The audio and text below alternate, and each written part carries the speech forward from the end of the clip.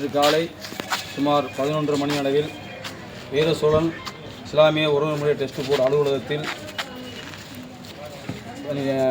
அமர்ந்திருந்த டெஸ்ட் போர்டினுடைய தலைவர் ஆனா பீனா சம்சுதீன் அவர்களை வீரசோழனைச் சேர்ந்த அப்துல் ஹக் என்பவர் கொலை செய்யும் நோக்கத்தோடு தாக்கியுள்ளார்.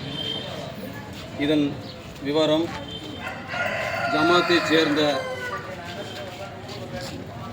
வக்ஃபு சொத்தை போலி ஆவணங்கள் மூலம் தயார் செய்து தன் பெயருக்கு பட்டா மாற்றியதை எதிர்த்தும் அந்த சொத்தை விற்பனை செய்வதை தடுத்தும் ஆனா பீனா சம்சுதீன் அவர்கள் காவல் நிலையங்களிலும் மற்றும் அரசு துறைகளிலும் புகார் செய்துள்ளார். இந்த வக்ஃபு சொத்து ஆக்கிரமிப்பை அபகரித்ததை எதிர்த்து ஆனா பீனா சம்சுதீன் அவர்கள்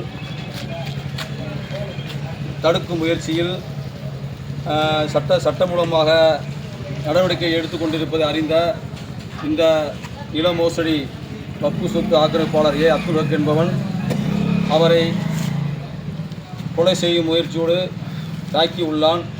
உடனடியாக காவல் அதிகாரிகள் ஜமாத் அலுவலகம் வந்து அவருடைய நிலைமையை பார்த்து அப்துல் ஹக் என்பவனை கைது செய்து சிறையில் அடைத்துள்ளார்கள்.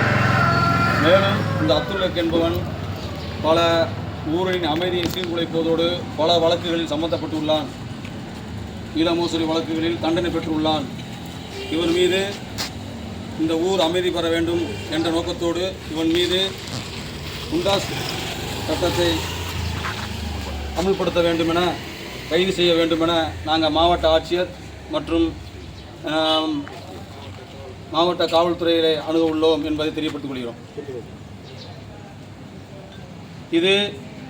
இந்த சம்பவம் சில தினங்களாக நடந்த திருநெல்வேலியில் நடந்த ட்ரஸ்ட் முத்தவள்ளி அவர்களை கொலை செய்த அந்த நிகழ்வோடு தொடர்புடையதாக இருக்கிறது. நேற்று அந்த அப்துல் ஹக் என்பவன் காவல் நிலையத்திலேயே நான் ஆயுதங்களோடு சென்றிருந்தால் அவரை கொலை செய்திருப்பேன் என்றும் கூறியுள்ளான்.